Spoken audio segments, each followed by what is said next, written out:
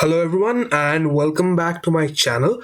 Now it's been a long time since I have last uploaded my video, which is also incidentally my first video on this channel. Because my exams were going on and I could not get any time to record. So today we are going to learn about data types, variables and user input in Python. So starting off with data types, there are different types of data types. Those are numeric data types. These represent the numbers. There are sequence data types, which contain a series of quantities stored inside them. Then there is the Boolean. There is true or false. Boolean data types contain only two values: true, false. Sets and dictionaries. These are the fundamental data types in Python, and using these we can create, I'm sorry, not create, but carry out any and every type of operations or data storage. So first of all, starting off with numeric data type. Numeric data type are those that consist of numbers. There are three types of numeric data types in Python. Those are integers, floating point numbers, that is float, and complex numbers. Now integers are denoted as int, floating point numbers as float, and complex numbers are denoted as complex. So how can we create a variable containing these data types? Let us say a equals to 5, b equals to 5.23, and c equals to 5 plus 6j. Here j is the square root of -1, as you have learned in elementary mathematics or in high school. That is the complex number, and here 6 is the imaginary part of the complex number and 5 is the real part of the complex number. So let us print out the type of a as type A. Let us copy this and do the same thing for b,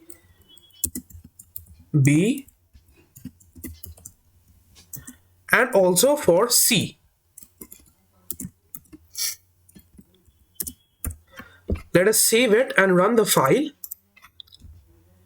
And we see that the type of A is class int, the type of B is class float, and the type of C is class complex. Now, if you're thinking about why each of the data type is showing as class int or class float, let me remind you that Python is an object-oriented programming language, which means that everything inside Python is an object of any one class. Similarly here, since a contains an integer value, therefore a is an object of the integer class, b is an object of the float class, and c is an object of the complex class. Cool?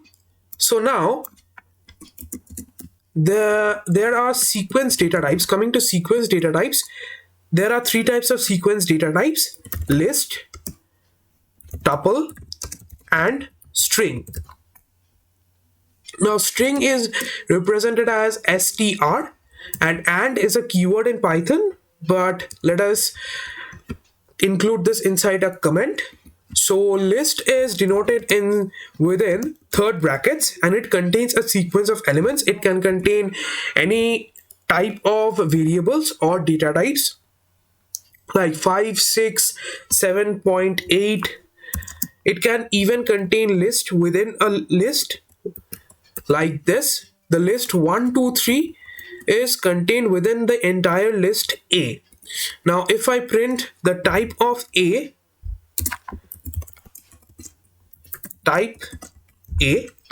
let us save it and run it, and we see that A belongs to the class list. Similarly, a tuple is denoted within with first brackets, right?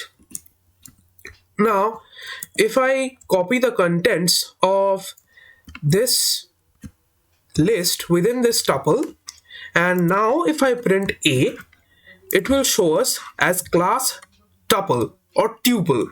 You can call whatever. Now, another type of sequence data type is the string data type. Let's say hello world, and let us print the type of A again. And we see that A now is of class str. Now, if you will notice that I have changed the value of A at each and every line, and still the program is showing no errors. This is because Python is a dynamically typed language. That it means that I can change the type of the data type of any and every variable at any point of time inside the program, and Python will show no errors at all. So this is what sequence data type means. Now coming to Boolean, Boolean contains two values, that is true and false. Now since a computer understands Boolean, that is true and false, therefore Boolean data type is a very useful data type to have, but we do not use it very much because the Python interpreter already converts it into binary. I mean, the source code is converted to binary using Python, but Boolean data type is useful to check for conditions inside the program. Let's say A equals to true with T as capital. Now, if we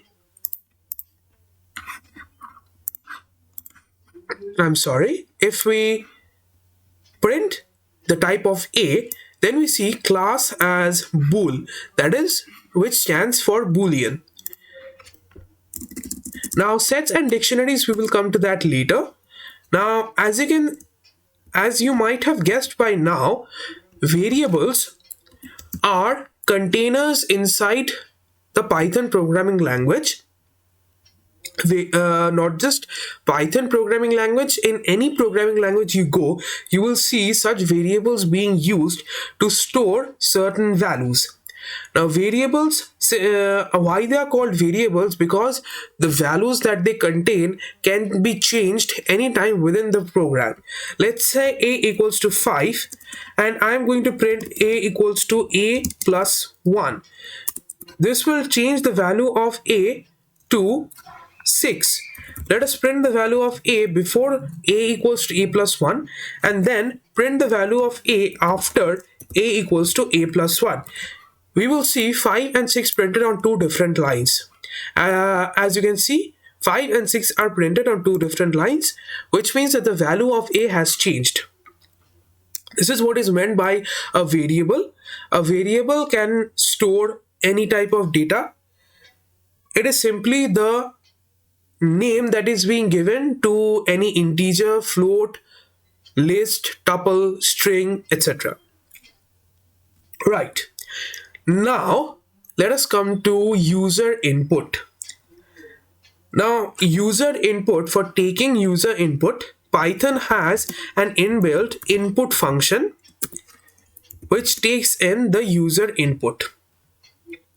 Now, if you're using Python 2, then you would have to use raw input, raw underscore input, for taking input of the code or any other user input.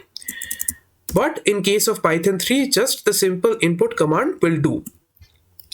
Now we can write over here as enter any number.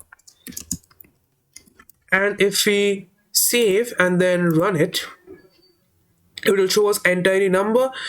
Let's enter 5. And since we have not written any other code, the program gets terminated. Now, there is an interesting thing about the input function. The input function by default takes in strings. How do we know that? Let us print the type of A after taking the input. Let's say we take as 5, and we see that 5 here belongs to class str. Now, since input takes by default str. Now, what if we want to take input any other data type other than string? Let's say we want to take an integer value as input from the user. So how do we do it? This is where explicit type conversion property within the Python programming language takes place. How do we do it? We just simply embed this input function within an int parenthesis function. Now, int parenthesis changes the data type of any variable that we put inside these two parentheses. That is the place where this input function is right now embedded into an integer data type. Now, since the input function by default takes a string, if we embed this inside the int, therefore the value, that is the data type of a, becomes an int. Now, if we run the module,